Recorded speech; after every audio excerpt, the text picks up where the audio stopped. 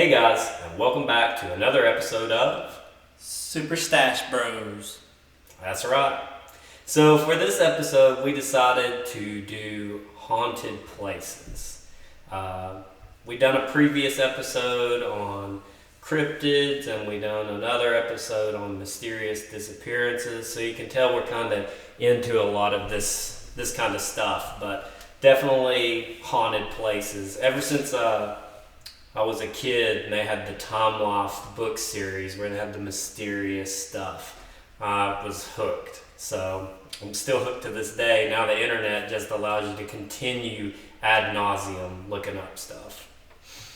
Well, that's true. It's pretty much all I've been doing. Usually my free time is prowling Reddit for new unexplained mysteries for me to jump down the rabbit hole and explore. So I always love it. But yes, I guess I'll go first with my personal favorite haunted location that I actually really want to visit someday. That's the Villisca Axe Murder House. This is one I think a lot of people have already heard of. A lot of horror films are based at least partly on it. So basically the house came to infamy in 1912. This is in Iowa, a small southeastern town in Iowa. The Moore family lived there, husband, wife, and their 5 kids. They were, for the most part, they're a pretty successful family. They were pretty wealthy in their town, church going, all around nice people from all accounts of everyone that knew them back then.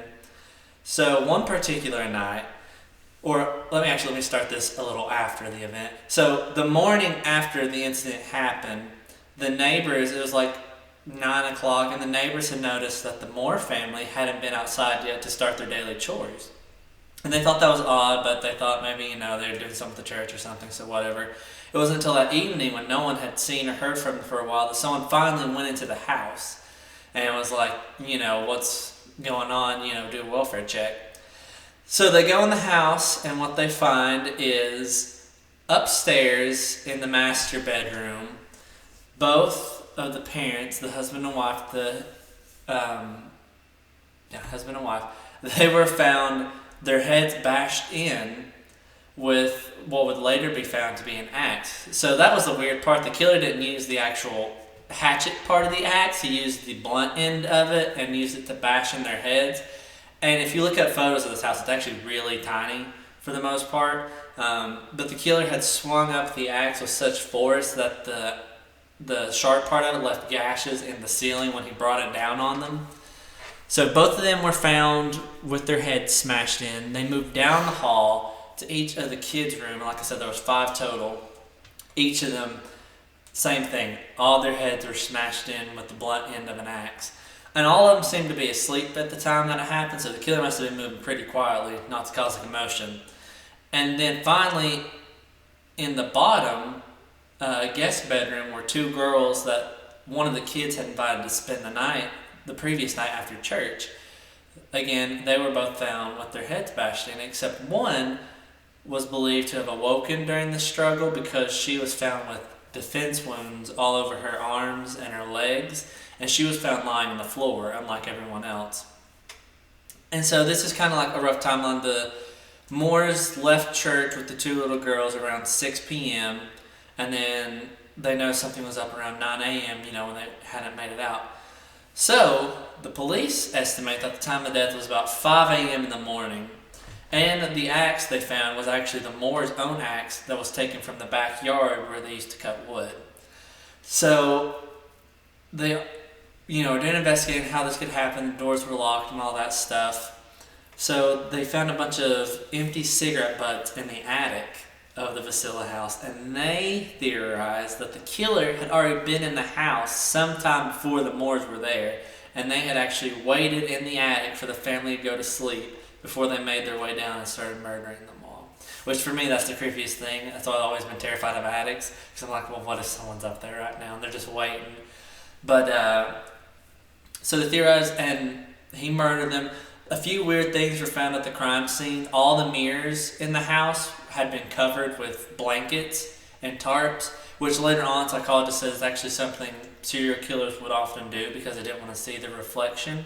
and it's a religious thing because they believe if someone is murdered, like in front of a mirror, their soul will become trapped in it, and so they'd cover it to prevent them from being trapped in it, so their soul could be free. Another thing that was found was a huge slice of bacon was found in the guest bedroom where the two girls that were spending the night was staying. They don't know where it came from. It was just laying there randomly. So, this is back in 1912, so forensics is not that good. So they didn't really have anything to go on, any suspects or anything like that. The family was outstanding citizens, so they believed, in conclusion, it must have been some sort of drifter that was just passing through town when it all happened. And it's been over 100 years, no new leads or anything like that. And at this point, unfortunately, it's probably never going to be solved, which sucks. It is an interesting and tragic mystery. But the house is still standing there today, actually, in the condition it was back in the 1912s. It was preserved. And now it's actually turned into a haunted bed and breakfast that you can actually go and stay the night in. So they do tours where they take you throughout the house, and they go room to room and explain to you what happened, whose room it was when they were murdered, all that stuff. And then you actually get to spend the night there, and apparently all kinds of weird things can be seen. You hear little kids laughing, running down the hall, the sound of someone dragging an axe or something heavy behind them, cold spots, feeling like you're being watched. And it is open year.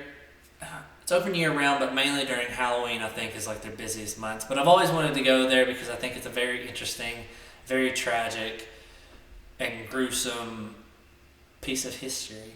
So I think that would be an interesting little thing to do eventually. Well, that would actually be pretty cool to do. So, where is this place located? Iowa. Villisca, Iowa. Villisca, Iowa. Put it on the list. Mm-hmm.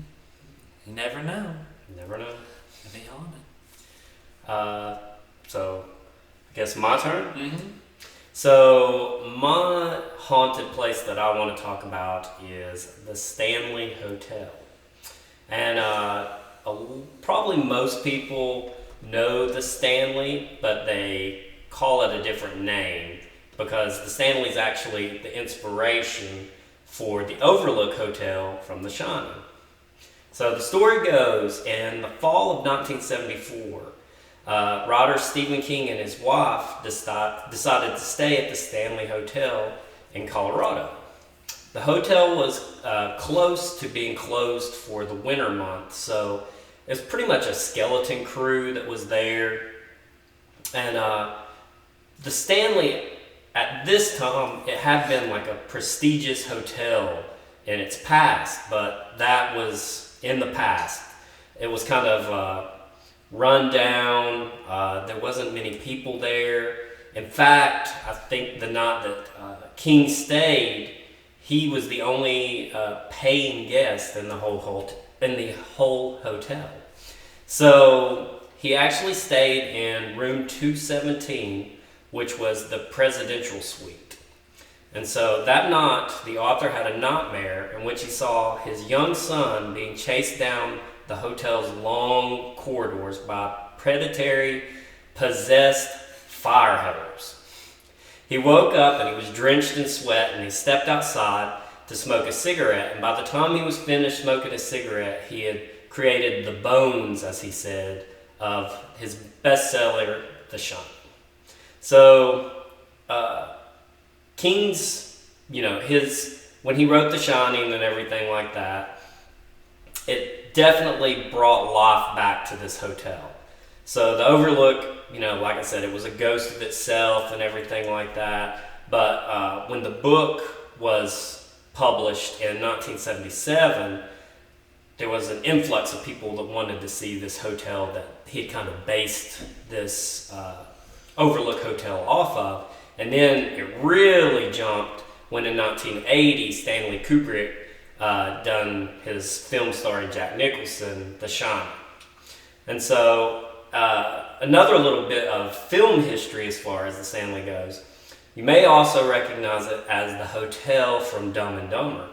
Well, there's actually, the legend is that Jim Carrey was actually staying in room 217, which is the presidential suite again. And that was going to be his room while they were shooting there at the Stanley. Well, he went up, spent about 4 hours in the room, left the room, refused to go back into the room, and refused to talk about why he wouldn't go back into the room. So, although King done a lot to heighten like all of the reputation of the Stanley being haunted, it had already been a place of like paranormal activity since it was established in 1909. It's a 420 room estate by inventor F.O. Stanley, which is the co-founder of the Stanley Motor Carriage Company. And then since his death in 1940, which was way before Stephen King stayed there, of course, the apparition of Stanley reportedly showed up to guests as they were checking into the hotel. And then people often heard piano music being played in the music room by Flora Stanley, which, they'd hear the piano music playing, they'd go in, and there would be nobody in there. So over the years, even before King wrote the book and everything, there was numerous reports of strange occurrences, shadowy figures, eerie laughter, flickering lights, items moving around on their own, and this was in every room of the hotel. What makes the Stanley kind of strange as far as it comes in with haunted places is that nothing really terrifying has ever happened at the Stanley. There's not been any kind of murders there that people know about. There's not been any major accidents or anything. In fact, the only notable accident that happened in the Stanley was back in the 1920s.